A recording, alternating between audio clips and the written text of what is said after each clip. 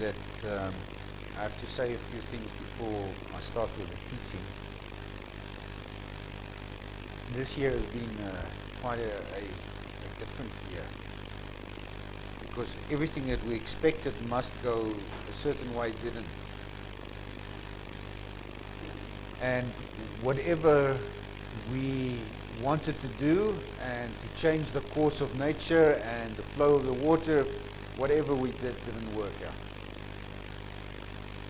But sometimes you just get this light in the midst of everything, and Antoinette will testify that this past week we were snowed under. We had to move house, we have to move the synagogue, and we have to move the business all at once.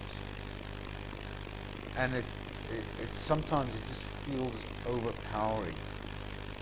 But as it comes, God starts making a way. He's given us a landlord that sits at the couch and he listens to us. Don't worry, I'll take care of you. Don't worry about it. No, don't worry. This bottom you're released. No, we'll move you out there. You know, when do you need to move out? We can't make it by Friday, yesterday. They said, okay, I'll give you another week, you need to move out there. And so many things happen. So many wonderful things which we need to give recognition to God. And the one that we have spoken about this morning is that we moved on to a farm in Hackport. It's organic farming in the front, and it's like a game farm at the back. And I think because we are so sometimes disconnected from the wildlife, we forget how dangerous it is. So Rachel went to walk in this bush, and she wandered too close to a warthog's hole with the babies. And this warthog decided to charge her, and to basically, he was going, we believe, going to kill her. And out of the blue, this white bull terrier, the neighbor's bull terrier, decides he's going to be at that point, and he takes on this warthog. Rachel gets away. He gets a bit bloody in the process, but he's okay. But that God really did wondrous works for us during this time. So many things that Antoinette and myself we can talk about. Things that we think it should have not gone that way, and then this way, and then God opened doors. So in the valley where you are, when it's dark, God provides. He provides. He provides the right people. He provides the right places. He provides. So we just thank God for everything that He has given us, and we want to recognize God's abundant mercies and faithfulness in our lives. Amen. There's a Hebrew blessing. Baruch atah Adonai Eloheinu melech haolam asher natan lanu Torah emet. V'chayei olam nata botachenu. Baruch atah Adonai noten haTorah. Blessed are you, Adonai, O God, sovereign of the universe, who has given us a Torah of truth, implanting within us eternal life. Blessed are you, Adonai, who gives the Torah. Amen. So, basically with the idea that we would be closing a week earlier, I'm going to condense quite a lot of this readings and discussions in the teachings, but today we are going to start in our 3-year Torah cycle. We are starting with an Exodus 21, which is called Parashat Mishpatim.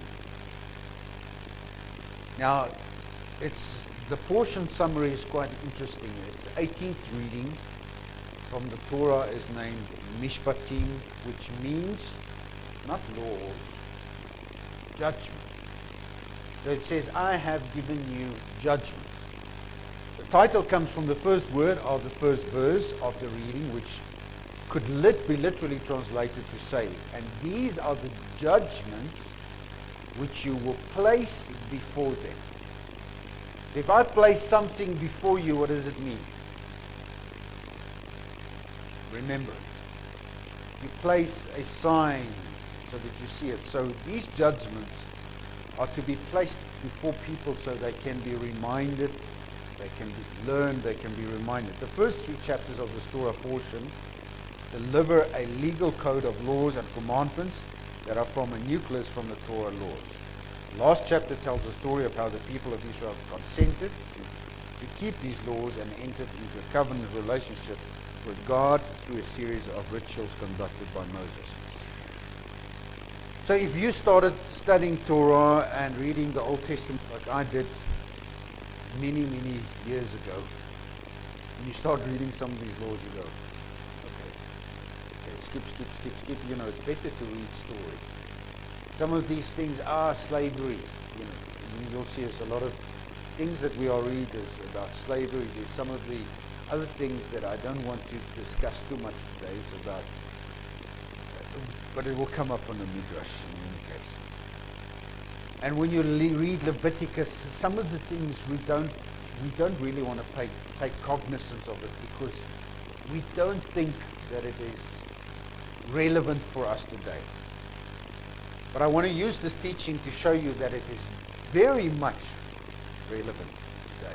Even if we talk about slavery, it's very relevant. Ezekiel 20 gives us an insight. Now remember, people sinned, and then God takes Ezekiel to remind them of what has been. So I can be like Ezekiel and remind you.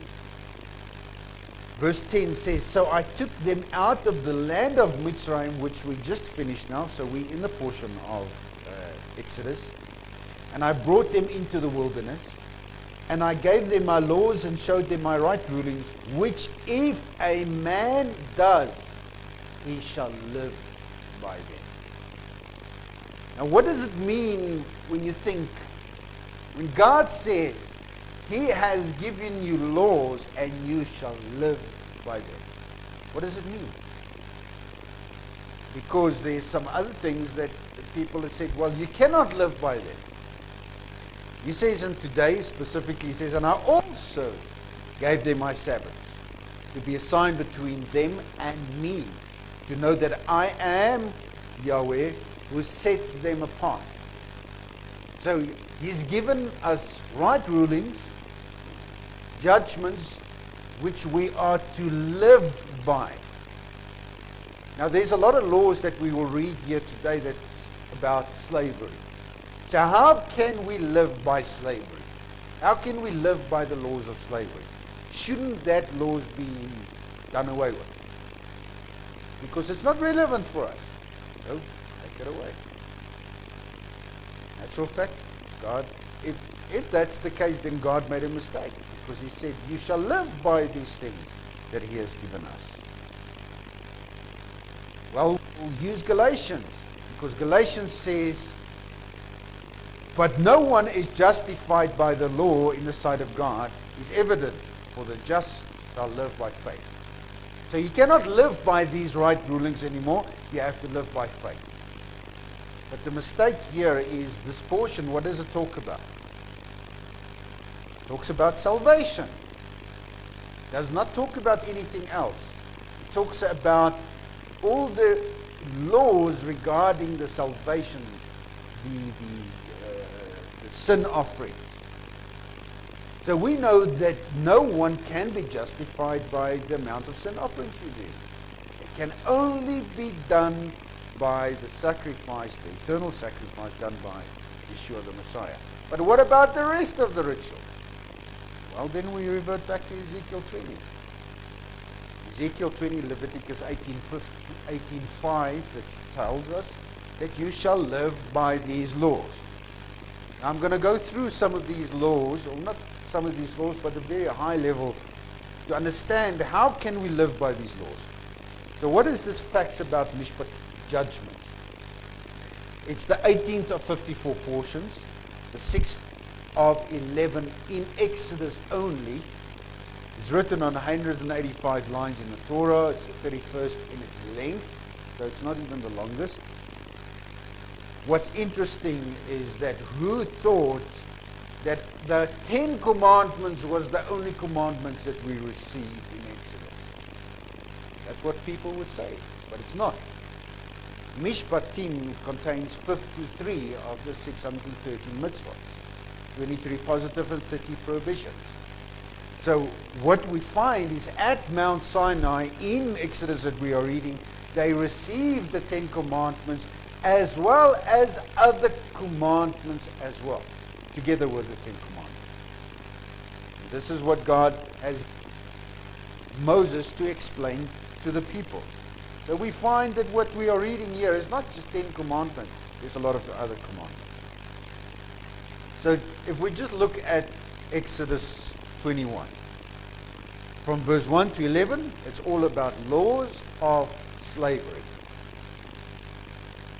Then it talks about laws requiring death. That's from verse 12 to 17. Then it talks about verse 18 to 25, laws not requiring death. And then laws of slavery again, which is basically then from verse 26 and 27. And then there are laws of restitution.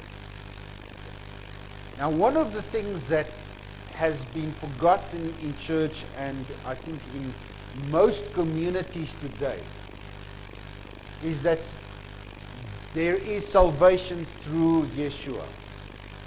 But nobody preaches restitution. And remember, this is a law. God says, you shall live by this. So if somebody has stolen, what does restitution, what does the law tell us? If I caught you stealing, what shall you do?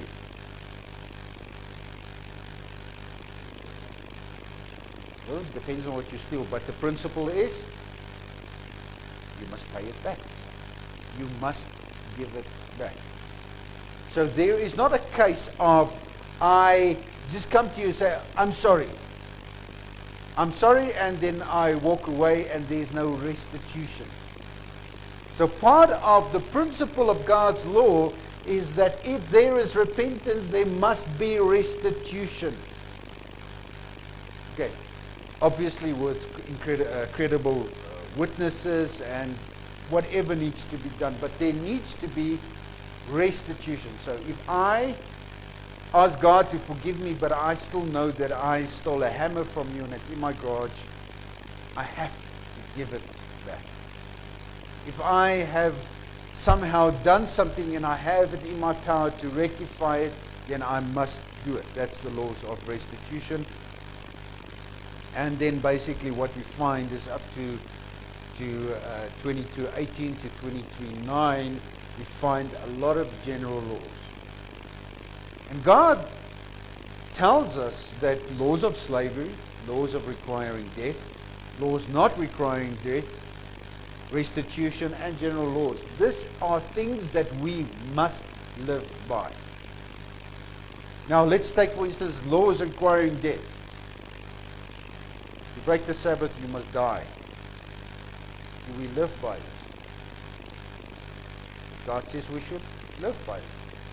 How is it then possible that the two verses then contradict each other, or the two sections contradict each other? So I'll get to that. So let's just talk about laws in general. To show you how important laws in general was. It's not just a biblical thing.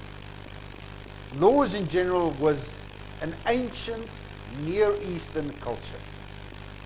The archaeology, the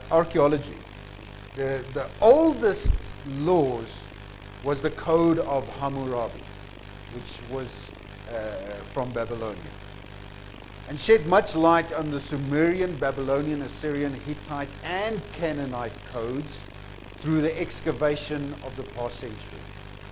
As a result, Mosaic legislations appear in much clearer perspective than ever before, because you will find that some of the Mosaic law that God has given is comparable to the ancient Near Eastern cultures, and that's why when God says certain things, the people did not disagree or ask for clarification. It was clear because it was a culture. Since its discovery at Susa in 1901 and 02, this is when it was discovered, 100 years ago, plus 100 years plus, the Code of Hammurabi has remained classic in the illustration and illuminating Mosaic laws. To this code, however, must be added the earlier laws of Shitar, king of Isin in central Babylonia, and even earlier laws of the Shuna, an ancient city northern east of modern Baghdad. These laws were given or was established long before the Mosaic law was established. It was just centuries before the people. But when God presented this to the Israelites, they understood exactly what God was saying, because this was the laws of the ancient Near Eastern culture. So what is the difference? We'll take, for instance, the Code of Hammurabi, written nearly 4,000 years ago, had progressive laws such as minimum wage, the right to be born a free man, the need to work off your debt, and no incest. This was written 2,000 years before the Bible. Is it shocking? Is it amazing? Can you see that there are certain things that has come from Adam and Eve's time? That there were laws, and some of it were really oral biblical laws, even from Noah's time, which were also adopted by other nations. The Mosaic law, even if you take away the Mosaic law, like we do today and say, okay, the law of God, Moses' law, is done away with. Some of this biblical laws that came from Adam and Eve through the times, through Noah, was adopted in all these cultures. And one of these, and a lot of them contain this. But there is a big difference between what God gave his people and the rest. And this is some differences. From the ethical and spiritual standpoint, the Mosaic legislation, as would be expected, offers a considerable advance over the Babylonian code. For instance, Hammurabi's laws name at least 10 varieties of body mutilation for various offenses. If a doctor performs an operation that is unsuccessful, his hand is to be cut off. There is, though, one instance of mutilation in the law of Moses, which is in Deuteronomy 25, 11, 12. So first, let's start with it. Okay, they had a law of minimum labor wages. But if you were a doctor, be careful. One mishap and your hands are off. So there was something in these laws that lacked a lot, and we'll get to that. In the Hebrew laws, a greater value is generally placed on human life. So these laws did not take care of human life. If you think about the Babylonian economy, everything revolved around the economy. If we even take some Asian countries, there are laws that people are free, they shouldn't be used as slaves. But if we should by accident catch you, chaining people to a table, forced labor, and so on, you will get a very harsh penalty. But who is looking for those forced labor? Turning a blind eye. Why? Because it keeps the economy going. So some of these codes were not designed for the good of men. It was designed for the good of the country. Now this becomes a difference, because God gave the goodness of the law was given for whom? For men. You shall live by this. This shall be your life. So God's laws, according to the ancient Near Eastern laws, are quite different. The one was given to the people, and the other one was given because of certain things and the country and the people and so on. Slaves are treated amazingly better than in any other Near Eastern country, moreover the Babylonian code. So there was already laws in place before God gives laws of slavery, but it was harsh law. And God comes and he puts his slavery laws on top of that laws, and he makes it easier for people, even for the slave. So we forget, and sometimes we ask, but how can God give us laws around slavery? God did not give laws around slavery. It was there. God gave additional laws to make it even better, the life better for slaves. He says, moreover, the Babylonian code has nothing in its corresponding to the twofold golden thread running through the Mosaic legislation. These two laws you do not find in any ancient Near Eastern cultures. Love God, love your neighbor. So you see that even if we can find laws predating the Mosaic law, there's something in the Mosaic law that is so fundamentally different from any other law. The one is about loving your God, and the other one is about loving the person around you. And that you can almost encircle and say God values human life, which other laws don't do. So if we had to take away the Mosaic law and revert back to laws that were predated to that, we'll go back into Dark Ages. And a lot of these slavery laws that I've read today is still in use in the courts. The idea, and I'll explain some of it, how about witnessing and so on. So it can be summarized this way. There was a German pastor, Alfred Jeremias. He was an Assyriologist and an expert on religions of the ancient Near East. So he studied the ancient Near Eastern cultures, and he summarized it in such a way. In any of these laws, there was no control of lust. So let's take, for instance, now God, let's imagine there was no control over lust. What will happen to some of these industries that we are trying to keep under, let's say, under control? It will just boom. Talk about pornography. We talk about so many things. The whole industry that goes along with that. There is archaeological evidence that was this big island in Rome that was desecrated by the volcano Pompeii. That Pompeii was the central sex slavery of that area. You must study it. It's quite amazing to see why God. We don't see. We just hear Pompeii, bombs gone. But I can understand why Pompeii was devastated and taken off the face of the earth by a volcano, because there was atrocities happening there. Why? Because none of these countries, none of these laws took certain things into consideration. And this is what Alfred Jeremias is saying. These laws did not control any type of lust. There was no limitations on selfishness.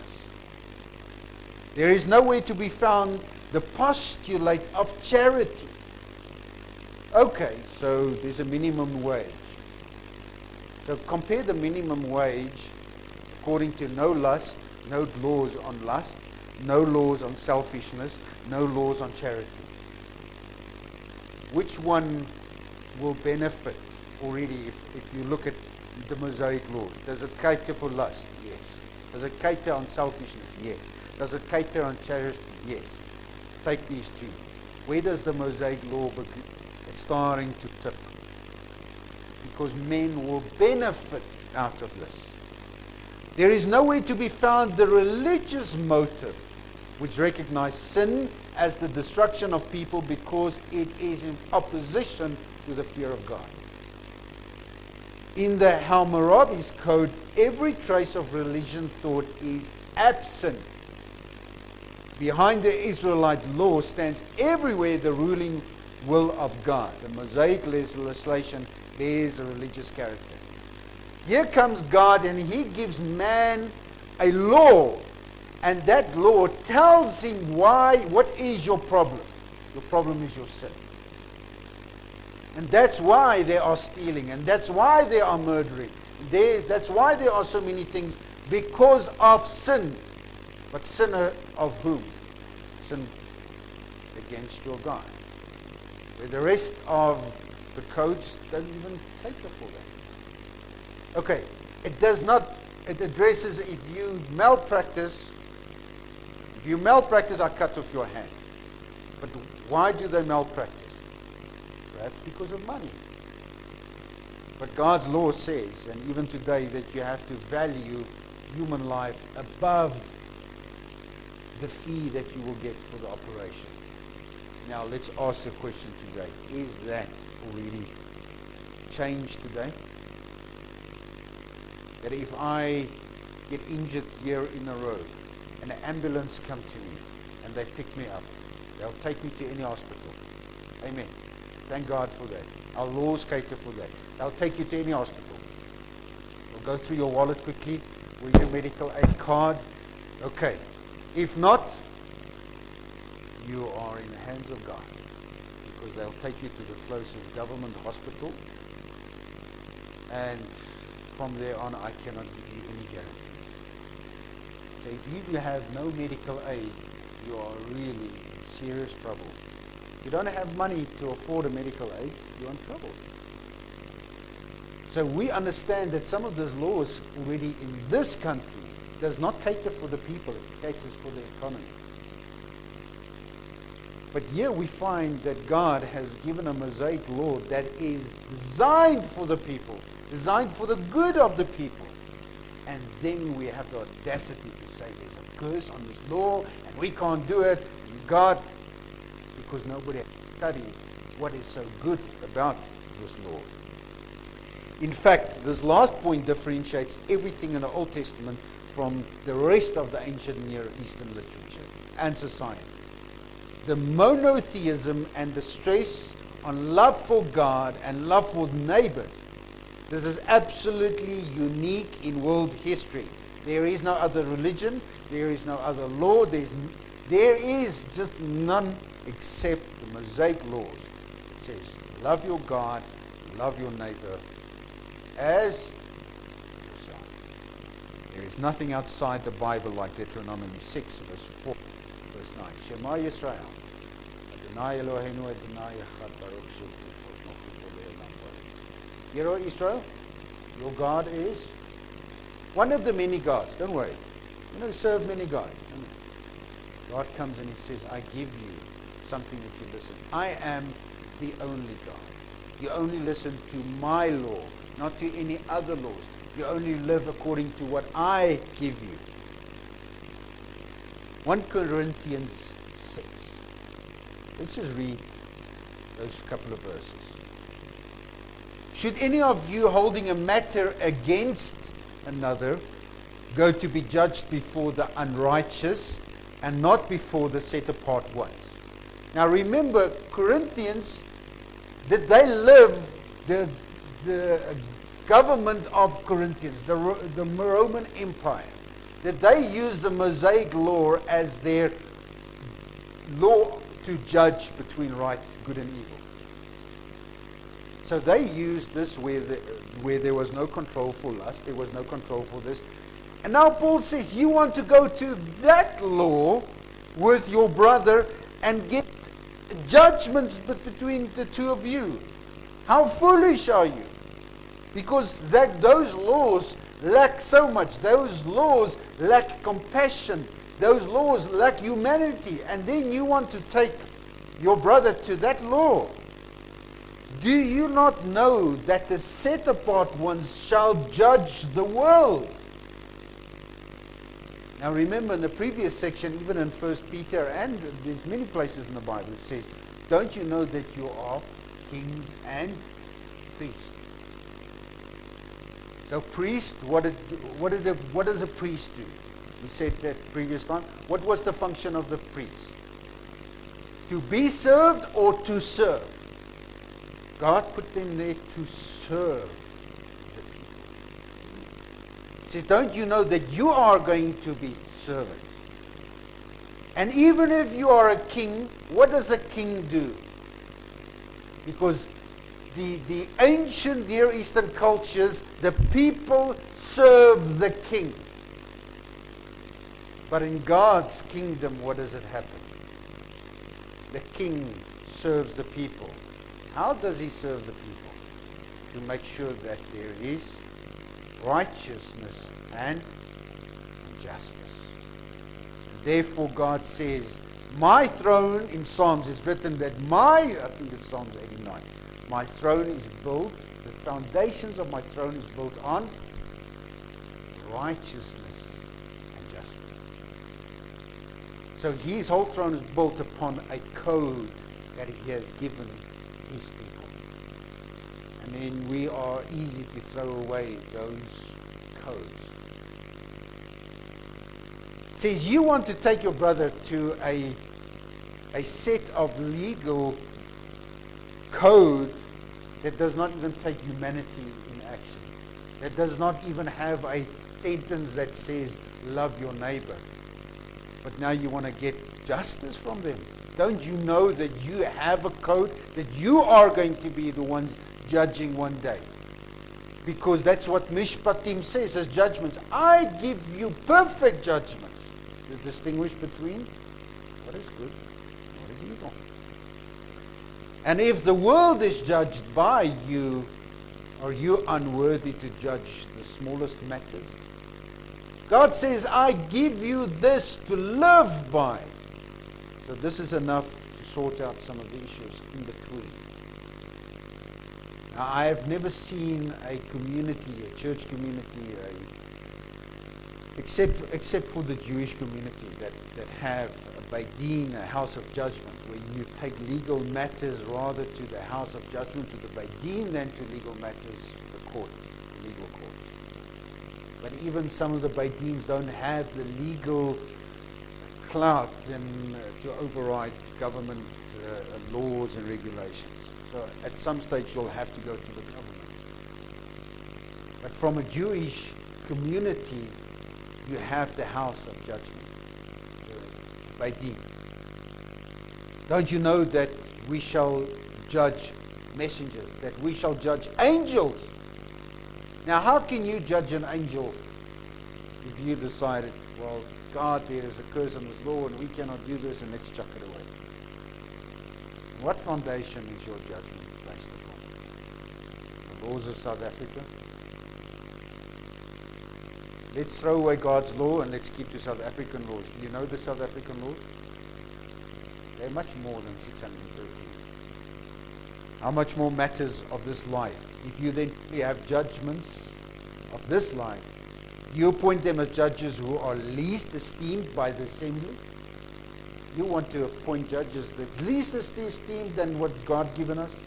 I say to you this, I say this to your shame. It is so, that there is not a wise one among you, not even one, who shall be able to judge between brothers. The brothers against brother goes to the judge, and to be for unbelievers. Can you understand it even in the New Testament concept? We're not even talking Old Testament. We're talking New Testament. Even in Paul's mind, when he wrote to the First Corinthians, he stuck to the Mosaic law, and he says, guys, there is no better law than a Mosaic law. And I tell you now, if you take your friend to the secular law, you are unwise to be even a judge, that one day will judge one another and angels. So how can people turn around and say Shaul was against the Torah, against the law, while he is telling the Corinthians that the law is actually perfect? Let's come back to the key. Who's key? Which one is this? Which king is this? Solomon. It's King Solomon. What did King Solomon, did he get to serve, did the people get to serve him, or did he serve the people? They came to him with very difficult things. One of the first story that starts is about the baby. And here we see that Solomon, he makes a judgment completely opposite to what is written in the Torah. He says, cut a baby in half. Is that Torah law or not? So how can a king make a judgment that is so opposite the Torah? It's because he understood the principles of the Torah. He understood the principle of the Torah is the value of human life. So cut this baby in half. And he sees this mother says, please, please. And he says, this lady, she values human life. This one does not. So in order, his judgment that was given, and I don't think they would have cut the baby in half in any case, he would have stopped it. Perhaps not, we don't know. But he used the principle. Remember, not the law, because there's no law that says cut the baby in half. But he used Torah, the judgment principle of determining the value, who values human life. And therefore we find that Rashi, in his commentary, makes the same comment. That is written here in Exodus, is that you shall place before them.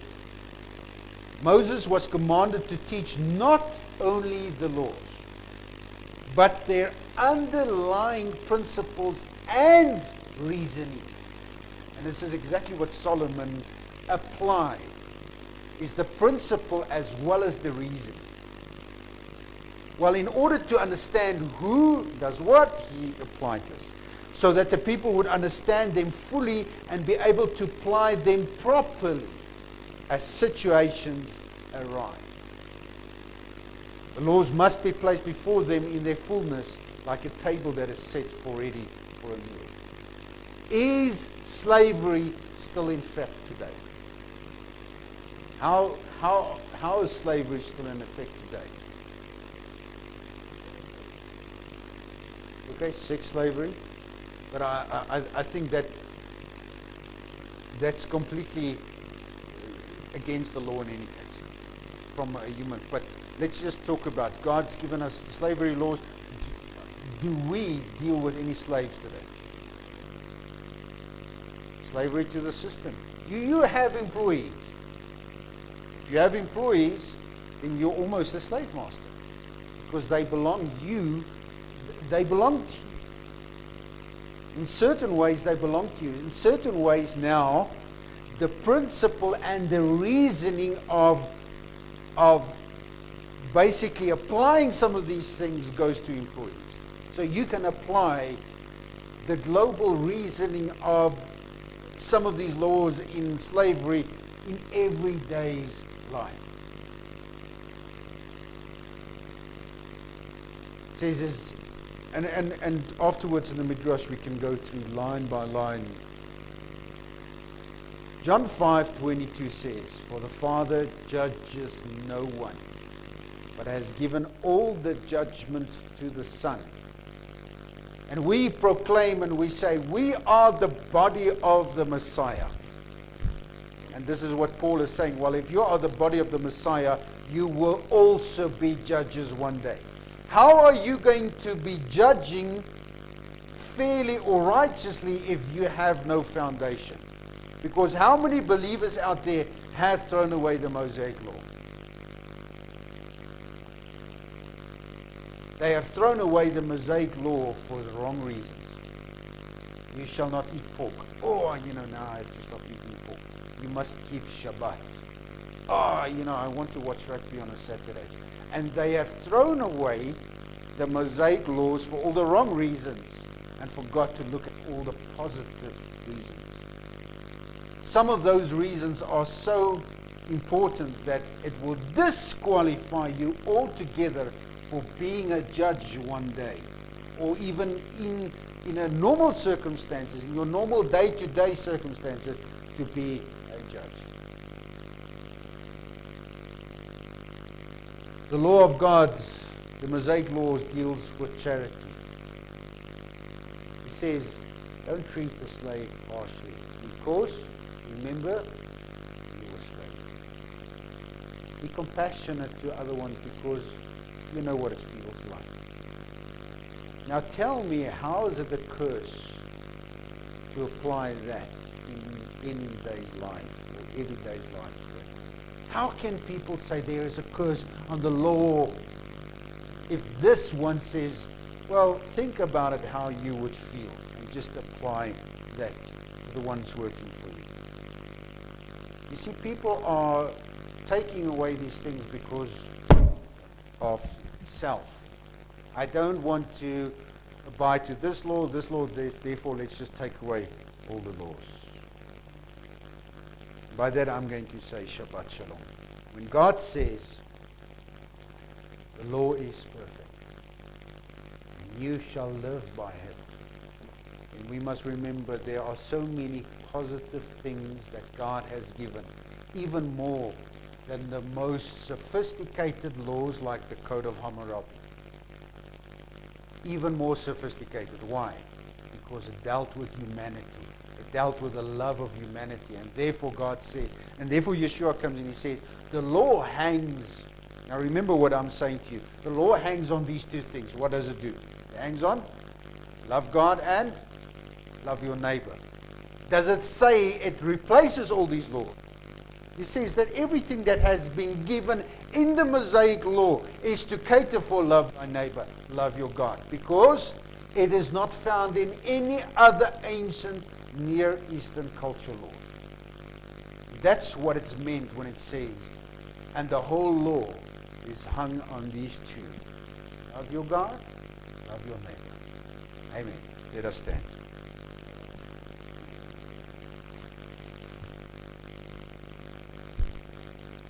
Therefore, we have a responsibility then to study it.